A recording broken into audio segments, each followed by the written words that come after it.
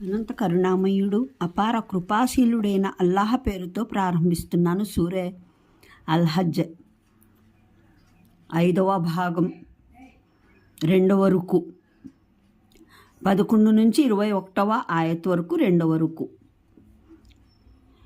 ఇంకా జనుల్లో ఒకడుంటాడు, అతను అంచులపై ఉంటూ అల్లాహ దాస్యం చేస్తాడు. లాభం చేకూరితే సంతృప్తి చెందుతాడు, మరేదైనా ఆపద వచ్చి పడితే వెనక్కి మరులుతాడు. అతని ఇహలోకము చేజారిపోతుంది, పరలోకము దక్కదు. ఇది మరీ ఘోరమైన నష్టం. పైగా అతను అల్లాహను కాదని తనకు నష్టపరచనూ లేని, లాభం చేకూర్చనూ లేని వాటికి మొరపెట్టుకుంటాడు. ఇది మార్గవిహీనతకు పరాకాష్ట. అతను ఎవరినైతే ఆర్థిస్తాడో వారు చేకూర్చే నష్టం అవి కలిగించే లాభానికి అతి చేరువైంది. అత్యంత హీనమైనవాడు అతని సంరక్షకుడు, అత్యంత హీనమైనవాడు అతని సన్నిహితుడు. దీనికి భిన్నంగా ఎవరైతే విశ్వసించారో, సదా ఆచరణలు చేశారో, నిశ్చయంగా వారిని అల్లాహ దిగువన సెలయేరులు ప్రవహించే స్వర్గాలలో ప్రవేశపెడతాడు. అల్లాహ్ తాను కోరినదే అమలుపరుస్తాడు. అల్లాహ్ ప్రపంచంలోనూ పరలోకంలోనూ తనకు ఎటువంటి సహాయము అందజేయడని అనుమానపడుతూ ఉండే వ్యక్తి చేయవలసింది ఒక త్రాటి సహాయంతో గగనతలానికి చేరి బెజ్జం వేయాలి. అప్పుడు చూసుకోవాలి తన ఉపాయం. తనకు ఇష్టం కాని దేన్నైనా దూరం చేయగలుగుతుందేమోనని. ఇలాంటి అతి విశిష్టమైన విషయాలతోనే మేము ఈ ఖురాన్ని అవతరింపజేశాము. మరి మార్గోబోధననైతే అల్లాహ్ తాను కోరిన వారికే చేస్తాడు.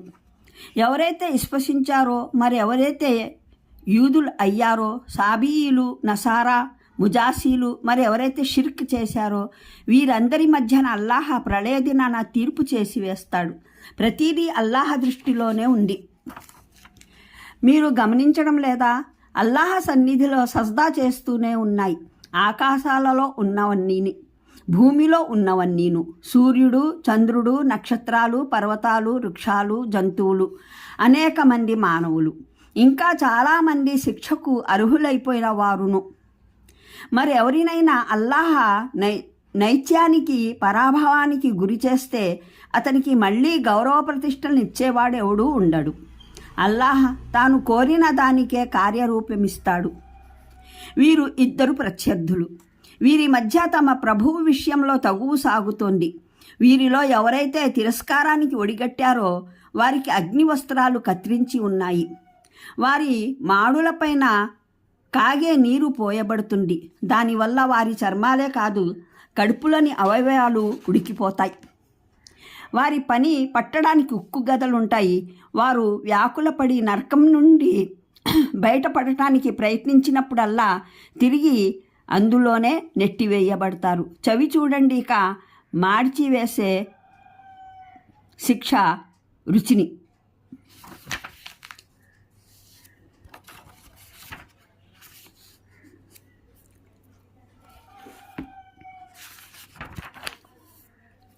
పదిహేనవ వివరణ అంటే ధర్మపరిధి మధ్యలో కాదు, అంచున. మరో మాటలో చెప్పాలంటే ఇస్లాం తిరస్కారాల మధ్య గట్టున నిలబడి దైవదాస్యం చేస్తాడన్నమాట.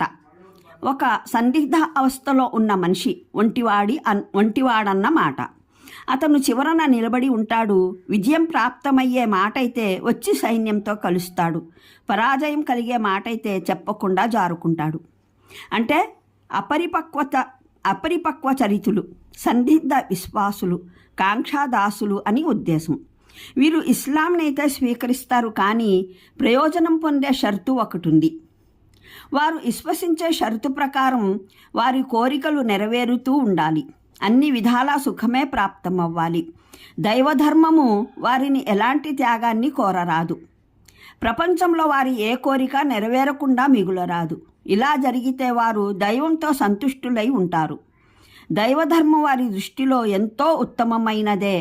కానీ ఏదైనా విపత్తు వచ్చినా, దైవ మార్గంలో ఏ ఆపద వచ్చినా, శ్రమ, కష్టం, నష్టం ఎదురైనా, లేదా ఏ ఇచ్ఛ నెరవేరకపోయినా ఇక వారికి దేవుని దైవత్వంలోనూ, ప్రవక్త దైవదౌత్యంలోనూ, ధర్మం సత్యతలోనూ ఎందులోనూ తృప్తి, నమ్మకం కుదరవు.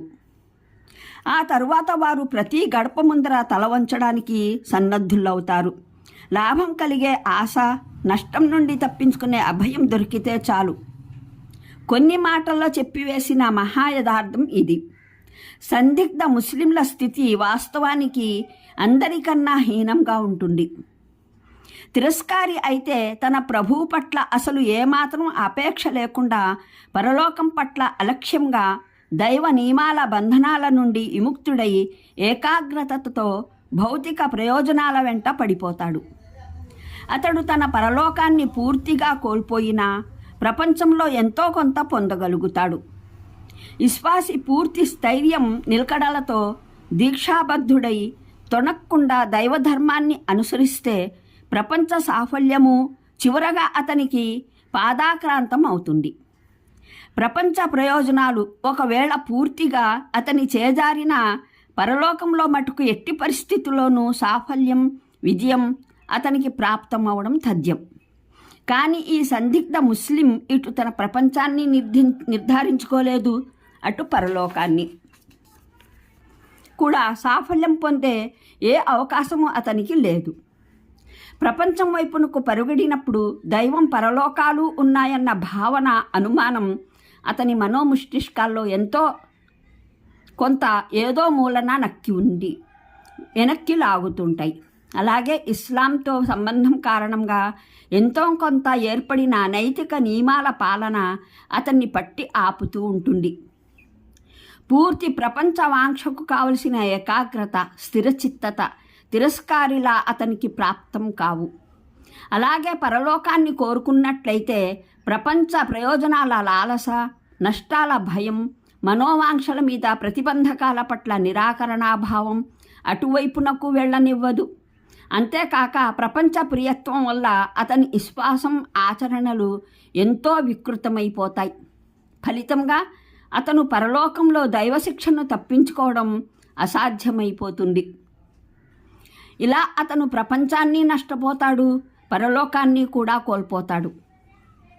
పూర్వపు ఆయట్లో దైవేతర ఆరాధ్యుల లాభం చేకూర్చడమైనా నష్టం కలిగించడమైనా ఎట్టి పరిస్థితుల్లోనూ జరగదని ఖచ్చితంగా తేల్చి చెప్పడం జరిగింది. ఎందుకంటే వాస్తవికత రీత్యా అవి లాభ నష్టాలపైన ఏ అధికారం కలిగి లేవు. తరువాతి ఆయట్లో వాటి నష్టం వాటి ప్రయోజనానికి దగ్గరైనదని చెప్పడం జరిగింది. ఎందుకంటే వాటి సమక్షంలో మొరపెట్టుకొని వాటి సన్నిధిలో అవసరాలు తీర్చమని చెయ్యి చాపి అతను తన దైవ విశ్వాసాన్నైతే వెంటనే నిశ్చయంగా కోల్పోతాడు. పోతే ఏ ప్రయోజనాన్ని ఆశించి అతను వాటిని మొరపెట్టుకుంటాడో ఆ ప్రయోజనం యథార్థంగా ఏమవుతుందో అన్న విషయం తెలియదు.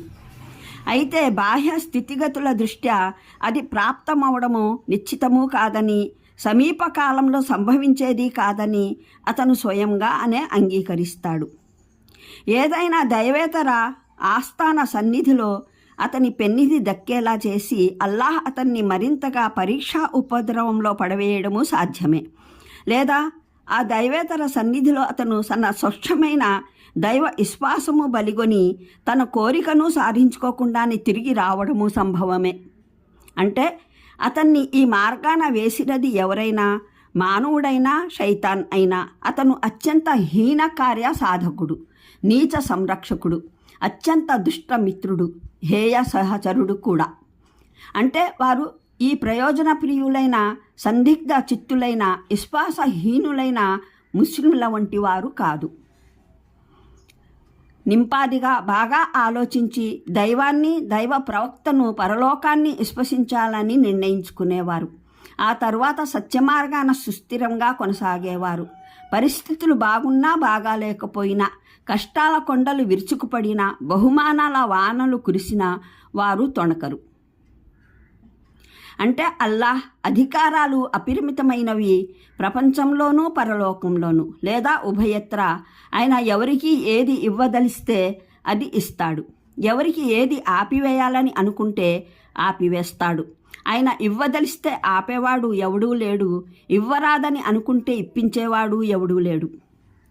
ఈ ఆయత్ వ్యాఖ్యానంలో ఇరువిగా విభేదాలు విభిన్న వ్యాఖ్యానకర్తల భావాల సంక్షిప్త రూపం ఇలా ఉంది. 1. అల్లాహ్ అతని అంటే ప్రవక్త ముహమ్మద్ సల్లల్లాహు అలైహి వసల్లంకి సహాయం చేయడని అనుకునేవాడు కప్పుకు త్రాడు కట్టుకుని ఆత్మహత్య చేసుకోవాలి.